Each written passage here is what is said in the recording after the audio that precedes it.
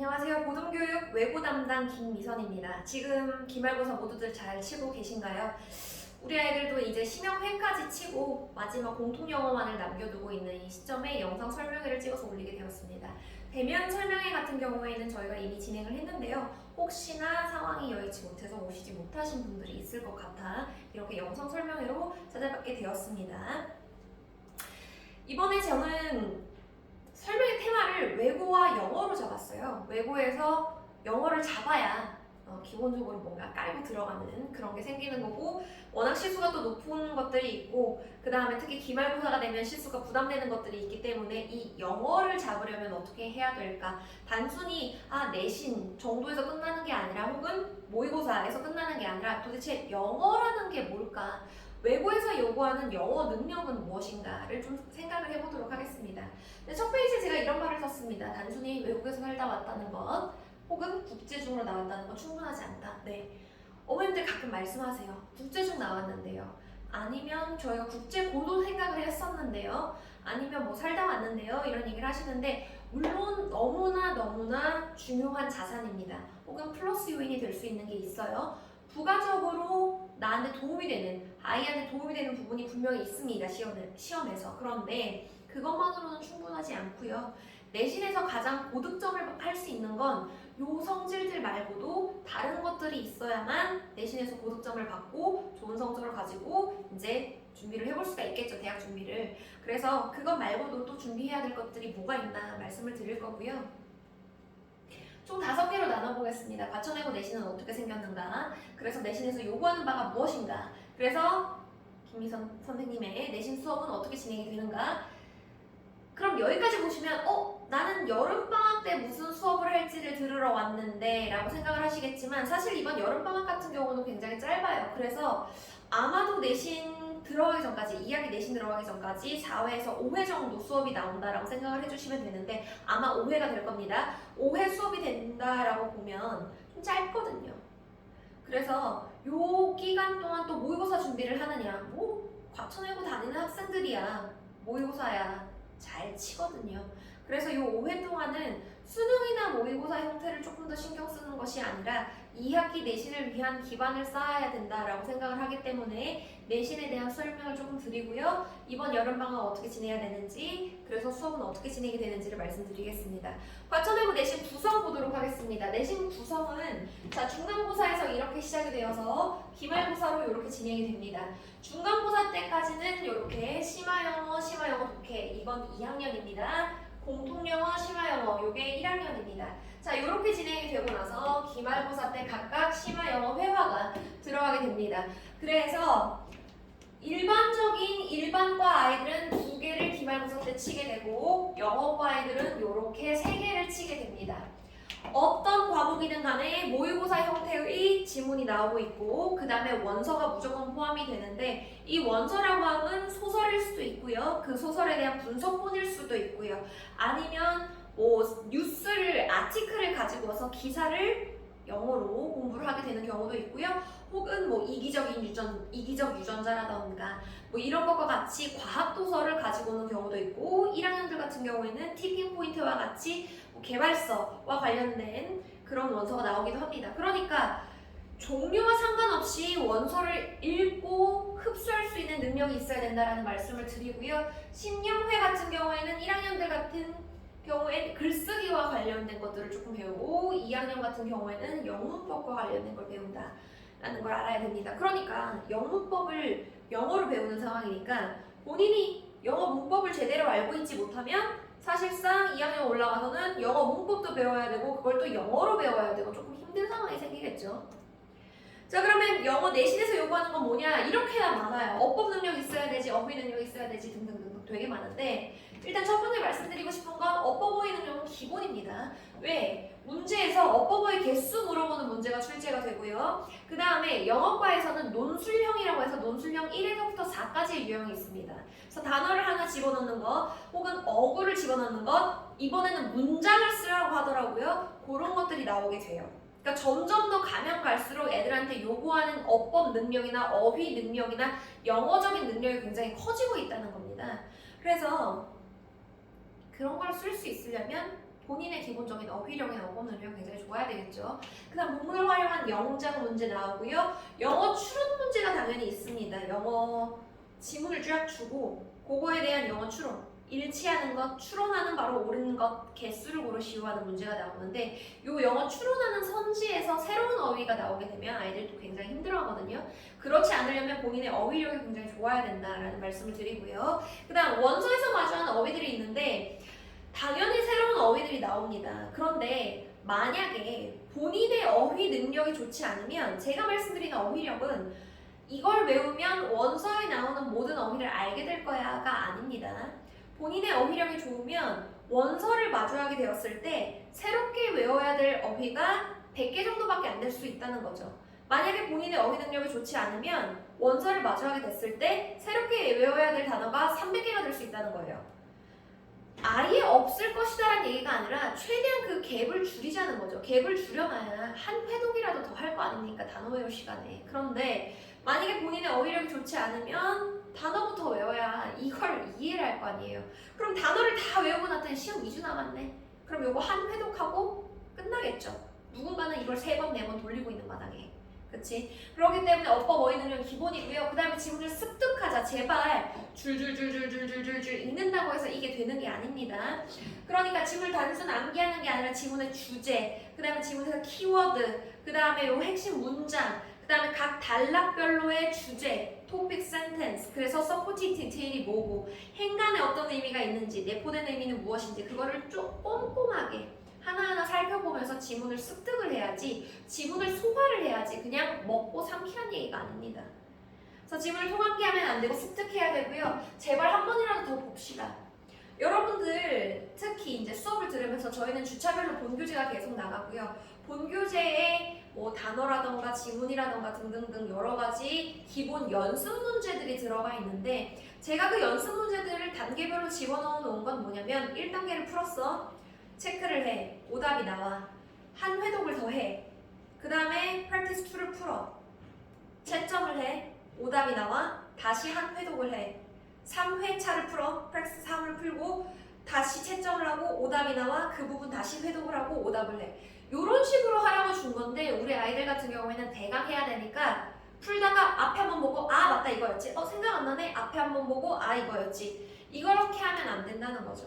대강하지 말고 여러 번 그 연습 문제에 따라서 회독을 계속 해야 돼요. 그래서 내가 이걸 통한기를 하는 게 아니라 애들이 맨날 그런 얘기를 합니다. 선생님, 학교 선생님이 이거 다 외우는 거 소용없대요. 당연히 다 외우는 거 소용이 없지. 그냥 외우면 소용이 없죠. 그게 아니라 너무나 반복적으로 여러 번 보다 보니까 암기가 되어져 버린 거죠. 이걸 줄줄줄 암기하라는 게 아니라 암기가 되어져 버릴 정도로 이걸 열심히 공부를 해야 된다라는 말씀을 드리는 겁니다. 문장 하나하나의 의미를 파악하면서 어법어의 개수 문제와 단어 스펠링까지 놓치지 않도록. 단어 스펠링 얘기를 하면 에이 단어 스펠링 뭐 다 알죠 이렇게 얘기를 하는데 실질적으로 뭐 이렇게 해서 이렇게 문제가 나와요. 문제가 나오는데 이거를 애들이 가장 많이 하는 실수 중에 하나는 뭐냐? 첫째, 단어를 그냥 읽어만 봅니다. 그러니까 본인이 읽어본 그 사운드에 맞춰서 스펠링을 맞춰 넣어요. 운 좋으면 맞추고 운이 나쁘면 I 하나, A 하나 이런 것 때문에 틀리는 거죠. 그 다음에 두 번째, 스펠링, 문장 속에서의 이 하나하나 단어를 보지 않기 때문에 여기 끝에 C를 포함하여 9글자로 쓰시오 라고 얘기를 했을 때 왜 9글자인지 몰라. 본인이 외운 건 8글자인 것 같은데 자꾸 9글자 쓰라고 하니까 이거 뭐가 단단히 잘못됐다 라고 하면서 본인이 자꾸 답을 새로운 걸 찾으려고 하는데 사실은 복수형으로 쓰면 되었던 것 이런 경우가 가끔 있거든요. 그렇기 때문에 제가 문장에서 단어 하나하나 꼼꼼히 살펴보면서 공부를 하라고 말씀을 드리는 겁니다. 그 다음에 원서에서 나온 디테일까지 이건 뭐냐? 영어 추론이라고 하는 게 되게 대단한 추론을 하는 게 아니라 지문에 나와 있는 걸 기반으로 추론을 하는 거란 말이에요. 그렇기 때문에 세부적인 내용들, 이게 1860년대에 시작을 한 건지 1870년까지 지속이 된 건지 그런 것들의 디테일들이 있는데 이런 디테일들을 아이들이 많이 놓칩니다. 되게 놓치지 않을 것 같지만 놓치는 부분들이 많기 때문에 그 지문을 또 허겁지겁 문제를 읽고 풀어요. 사실 문제를 읽지 않고도, 지문을 읽지 않고도 선지만 보고도 풀 수 있는 문제들이 꽤 많이 출제가 되는데 애들은 마음이 불안하니 그걸 또 읽고, 그러다 보면 시간이 부족하고, 그러다 보면 모든 디테일도 또 하나하나 비교를 하다 보면 시간이 다 가고 뒷문제 못 풀고 멘탈 붕괴 와서 우르르 망하고, 이런 경우들이 있단 말이죠. 그렇기 때문에 애초에 공부할 때부터 세부 디테일까지 아주 반복적으로 공부를 해야 되겠습니다.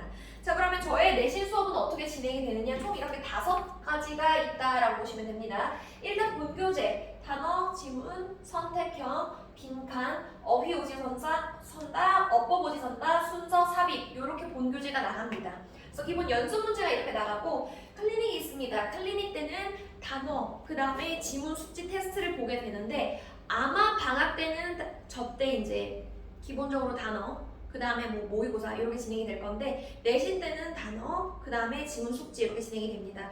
다만 외고 학생들 같은 경우에는 지금 수요일, 토요일, 일요일만 기본적으로 나오는 학생들이 많고 그 다음에 멀리 살고 있는 친구들이 많기 때문에 지금 과천이 아니라 다른 곳에 살고 있는 친구들이 많기 때문에 클리닉을 조금 더 유동적으로 진행을 할 수 있습니다. 그래서 부모님 허락하에, 학부모님의 확인하에 이 아이 같은 경우에는 클리닉 자료만 받아서 혼자서 오답 체크까지 마무리를 한다. 이런 식으로 진행도 가능하거든요. 그런 거는 조금 조율이 가능하니까 만약에 문의사항 있으시면 학원에 문의를 주시면 되겠고요. 그 다음에 저는 모든 내신 모의고사라는 걸 칩니다. 그래서 어법어휘를 합쳐놓은 것, 어휘와 문장 배열을 합쳐놓은 것, 어법과 문장 삽입을 합쳐놓은 것, 이런 식으로 조금 복합형의 모의고사를 진행을 해서 아이들이 다시 한번 지문 숙지를 할 수 있도록 도와주고요. 그 다음에 킬커버라고 하는 것은 이제 컬러로 된 분석본입니다. 지문이 아무래도 모의고사 형태나 혹은 2학년들 같은 경우, 3학년들 같은 경우에는 수능 특강, 모의고사와 관련된 것들이 많이 나가기 때문에 그것과 관련해서 분석본을 제공을 합니다.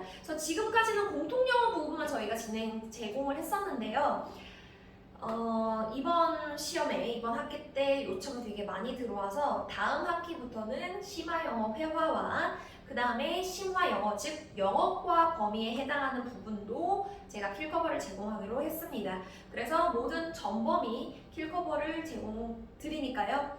이게 바로바로 나오는 건 아니고요. 시험 3주 전 혹은 2주 전까지 해서 순차적으로 킬커버가 진행이 될 겁니다. 자, 그 다음에 직전 보충 때는요, 마지막 확인 문제를 풉니다. 마지막 확인 문제는 외고 특화형으로 풀어서 전 범위에 해당하는 것들을 모두 다 적절한 형태로 변형을 해서 한 번씩 다 외고 유형으로 연습을 해볼 수 있도록 주고요. 그 다음에 피어나라고 해서 외고 특화처럼 저희가 이제 어법, 어휘 틀린 거 막 고르는 것들이 있어요. 외고에서 그런 것들을 맞춰서 한번 풀어보는 그런 시간을 가질 겁니다. 이런 식으로 내신이 구성이 되는데 그럼 이번 여름방학 때는 어떻게 해야 되겠느냐? 지금까지 말씀드렸던 건 모두 다 합쳐보면 결국 영어를 얼마나 잘하느냐 니네가 이걸 물어보는 거라서 저는 원서 읽기를 진행을 합니다. 그래서 이 원서 읽기를 진행을 하면 아이들이 단순히 수능 모의고사 문제를 풀면 얘네가 지문을 이해하려고 하는 게 아니라요, 문제를 푸는 방법을 배워버려요. 그러니까 그냥 빈칸 문제 풀어버리는 거, 이게 빨리빨리 나가버리는 거죠. 지문을 습득하려고 하지 않고. 그래서 지문 습득하는 것을 가르쳐주기 위해서 원서를 가지고 와서 아마 토플이나 텍스와 같은 데에서 원문을 가지고 올 겁니다. 그걸 가지고 와서 comprehension 테스트를 한번 해볼 거예요. 아니면 다른 기사라던가 이런 것들을 가지고 와서 comprehension 테스트를 해볼 수가 있겠죠. 그래서 영어를 읽는 것은 어떤 것인가, 내가 이 단락별로 어떤 키워드를 뽑아낼 수 있는가, 이런 것들을 좀 공부를 해볼 거고요. 그 다음에 숙제로 나가는 건 고3 난이도로 나갑니다. 고1, 2 상관없이 고3 난이도로 나가게 됩니다. 어차피 고1이든 고2든 고1, 2 제 학년에 맞춘 난이도가 나오지 않아요. 그렇기 때문에 고3 난이도로 다 나가고요. 그 다음에 심화 단어 같은 경우에는 외고 특화 단어집을 저희가 제작을 해놨습니다. 그래서 그거를 이제 진행을 할 거고요. 그 다음에 내신 스타일, 이건 뭐냐면 문법을 가르쳐 주는 데 있어서 죄송합니다. 문법을 가르쳐 주는 데 있어서 단순 개념을 제가 탑다운 형식으로 가르쳐 준 적이 있거든요. 탑다운 형식으로 가르치니까 외고 아이들이 잘 그걸 받아들이지 못하더라고요. 왜냐면 본인이 이제 그걸 다 안다고 생각을 해요. 사실은 그걸 적용을 못 시키고 있는데도 본인이 개념만 들었을 때는 맞아 저런 게 있지 하고 안다고 생각을 하기 때문에 아 얘네들은 탑다운이 안 되겠구나, 밑에서 위로 올라오는 방법을 취해야 되겠다 해서 지문을 던져주고 그 지문 내에서 다시 내신 스타일로 문법을 확인하는 형태로 문법을 가르쳐 줄 거고요. 그 다음에 지문 키워드, 아까 보여드렸듯이 단어 하나 주고 그 다음 단어 쭉쭉쭉쭉 맞추는 이런 형태의 문제들이 사실 굉장히 그 지문에 대한 이해도를 요하는 그런 문제 유형이거든요. 그렇기 때문에 그 키워드를 찾아보는 연습을 해서 키워드를 찾아서 쓰는 그런 연습을 해볼 거고요. 자, 그 다음에 클리닉에서는 아까도 말씀드렸지만 방학 동안에는 단어 암기 확인, 그 다음에 고3 모의고사 응시를 할 겁니다. 자, 클리닉을 진행을 하는데 정말 부득이하게 너무나 학원이 많아서 빠져야 되는 경우, 혹은 집이 너무 먼데 라이드를 와서 너무나 오랫동안 기다릴 수가 없으니 수업만 듣고 가야 되는 경우, 그렇게 해서 학부모님들께서 특별하게 학원에 요청해 주지 않는 이상 어머님들도 마음을 독하게 먹고 아이들이 아마 이럴 거예요. 엄마 나 집에서 단어 외울 수 있어. 엄마 나 그냥 모의고사 그냥 나 혼자 칠 수 있어. 집에서 해도 돼. 그렇지가 않습니다. 학원에서 단어 모의고사를 단어를 치면, 단어 테스트를 치면 당연히 오답이 완료될 때까지 아이들을 집에 보내지 않겠죠. 그러니까 이게 오답이 다 끝날 때까지 반복적으로 시험을 치고 얘네가 이 모든 것을 다 확인받을 때까지 어쨌든 저희가 붙잡아 놓는단 말이죠.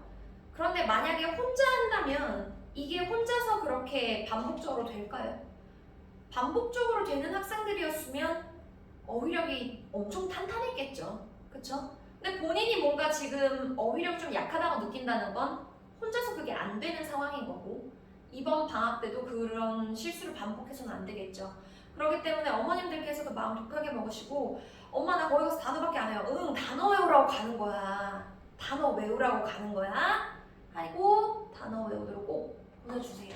여기에서 외우는 것과 집에서 외우는 거는 정말 천지 차이입니다. 수업은 이렇게 진행이 됩니다. 그래서 저희가 이번에 있는 수업은 토요일 하루입니다. 왜냐하면 토일로 나눠져 있던 수업 그냥 토요일도 다 몰았어요. 얘네들을 1학년, 2학년 구별해서 굳이 가르칠 이유가 없기 때문에 원서 읽고 이런 것들은 1, 2학년 모두 공통으로 진행이 될 수 있는 부분입니다. 그래서 진한 부분, 색칠해 놓은 부분을 보시면 고1이 들을 수 있는 수업, 고2가 들을 수 있는 수업, 고3이 들을 수 있는 수업 이렇게 있습니다. 아무래도 고3이 들을 수 있는 이 1등급 체크메이트 반 같은 경우에는 아예 수능을 목표로 진행을 하는 겁니다. 그래서 수능 안전 1등급, 무조건 90점, 그냥 단순히 90점에 맞추겠다가 아니라 항상 95점 이상 그렇게 나와줘야, 사실 고3 학생들 같은 경우에도 지금이야 1등 나오지만 뭐 90점, 91점이다 라고 하면 살짝 애매하거든요. 살짝 애매해요. 왜냐면 수능 때 어떻게 나올지 모르니까. 그래서 안전빵으로 받아놓는다 라는 걸 생각하기 위한 반이 여기 있고요. 내신을 생각해서 앞서 말씀드렸었던 원서 읽기나 등등등을 진행하는 거는 요 스카이하이 집중반입니다. 그래서 요 반 생각하셔서 시간 고려하시고 본인이 편하신 시간을 선택해 주시면 되겠습니다. 자, 지금까지 보듬교육 외고 담당 김미선이었고요. 저희는 이번 방학 때 다시 뵙도록 하겠습니다. 감사합니다.